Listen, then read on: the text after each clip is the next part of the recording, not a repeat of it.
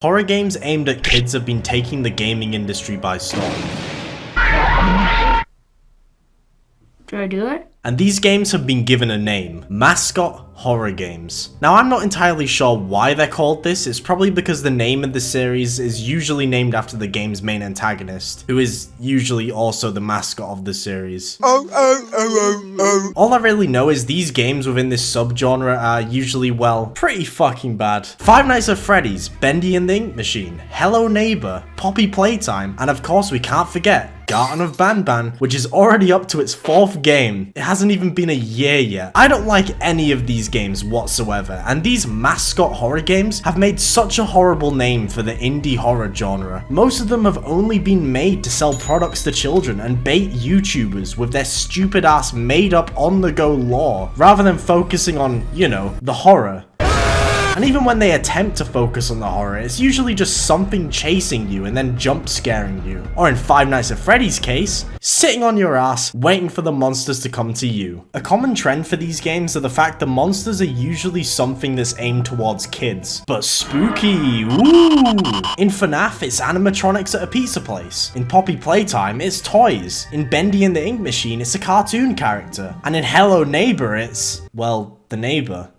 I'm not too sure with this one, honestly. You may be thinking at this point that there's no hope for this type of horror game. I must absolutely hate this premise of kid-friendly things being evil, and yeah, I do hate it. But it can easily work, especially when it's done with genuine care and passion for the horror genre. And a game that does that exceptionally well is My Friendly Neighborhood.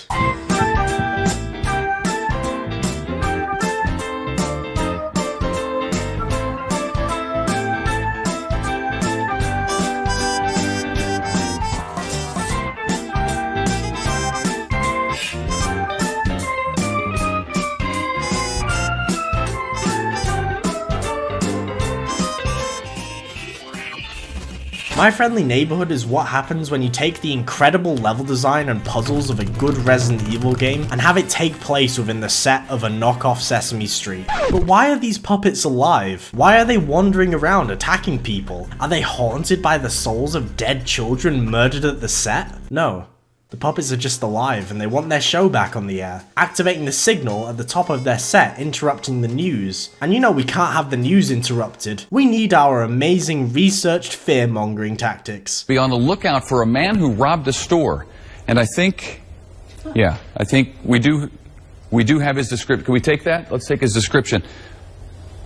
Okay. And this is where the game begins. You play as Gordon, a repairman tasked with deactivating the radio tower airing the show, and obviously with most games, such a simple task in nature cannot be done so easily.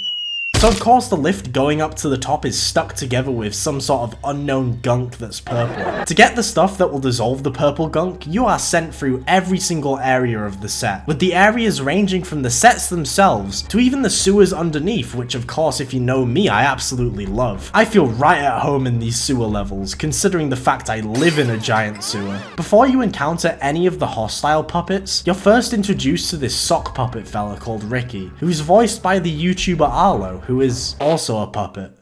Wait a second. Ricky always appears whenever you enter a new area in the set, and he even attempts to stop you with your job. I guess Sock's gotta get paid, he doesn't want to lose his own job. Ricky obviously isn't the only puppet lurking around the abandoned set, as the place is swarming with the Sesame Street rejects, and all they want to do is hug and throttle you to death. To take on these puppets, you get a little arsenal of weapons. The first weapon you get is a wrench. Wait a second. This reminds me of another amazing game. The second weapon is called the Rolodexer, a pistol-like weapon that shoots letters? Ah yes, because the best way to teach kids the alphabet is by shooting metal letters into their faces. Then there's the Novelist. It shoots letters again, but this time acting as the shotgun for the game. You get very little ammo for this, so you gotta make your shots count. There are grenades called Punctuation, and then there's... Oh right, I can't talk about that one because it's a super duper secret weapon that could easily be seen as a war crime, so don't tell anyone. Having this little arsenal of weapons is cool and all, but there's a huge catch. The puppets, well, they can't die. No matter how many letters you shoot at them, even if you spell out a slur, it only knocks them down. And whenever you leave a room and come back, all the puppets you knocked down will be back up again. And sometimes they will be in completely different locations, keeping you on your toes constantly. Well, you gotta remember, this is a survival horror game, so obviously there will be some finite resource that helps you out with this problem, which is where the tape comes in. Once you knock down a puppet, you can tape them down on the floor, and once you've done this, they can never get back up again, slowly rotting away as they see life pass them before their eyes. All they can do is lay there watching. Oh, and of course they still talk while taped down. Mail. The mail comes every day. It works a lot like the lighter mechanic in the Resident Evil remake, and that's not where the Resident Evil similarities end. I've probably shown off some of the door opening loading screens, and well, yeah, it's just like it is in Resident Evil. There's also limited saves in the game. You're only able to use a save station if you have a token, just like the ink ribbons in Resident Evil. Then there's this bathtub. If you've played Resident Evil, you know. Stupid puppet. Within the tightly designed areas you'll be exploring, there will usually be a special puppet that stalks the area. Now, what these puppets are and what they can do can completely range. The first one you'll encounter is a giant bird puppet that walks around the set, but the bird can't see, so if you get in its way, it'll just trample you. Another one is this big green ball looking fella that charges at you on sight, but he can't turn, so he just rams into walls. These puppets can literally be anything. Sometimes they aren't even hostile, like this one playing the piano constantly while you're trying to solve puzzles in this really unsettling area where everything is drawn on cardboard. And holy shit man, can you please stop playing that goddamn fucking piano? I'm trying to figure out how to make cardboard cheese! Within the areas there are optional items and puzzles you can do to befriend or help them with their troubles. And some of these cutscenes are very heartwarming. Never knew I'd hear a war vet talk to a giant bogey with salt shaker fingers about being depressed. This game is awesome.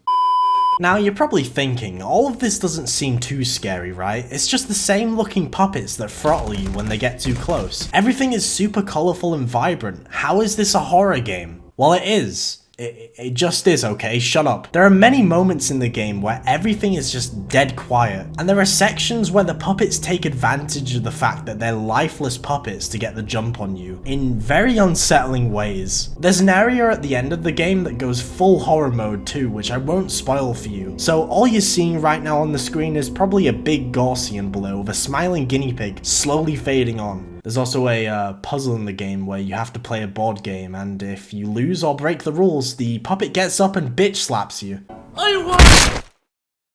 Horror is very subjective, and I can imagine a lot of people seeing this game and playing it are unfazed by everything going on. But personally, and you're not allowed to laugh, I've always been freaked out by the characters of Sesame Street, and hell, even the Muppets to an extent. And it's because of this image. I'm not even joking, this image traumatized me as a kid. This is terrifying, this is scary. So of course a horror game based around these types of characters is absolutely perfect for me. Which is probably why I loved my time playing My Friendly Neighborhood. By the way, I just want to say sorry if my audio has been a bit echoey. I've just moved into a new place and I'm currently trying to get more foam paneling for my office to reduce that echo, but I didn't realize how expensive foam panels are. It'll probably be sorted out soon though. Hopefully this is the only video with the echoey ass audio. Okay, anyway, like, subscribe, and check out My Friendly Neighborhood. Bye.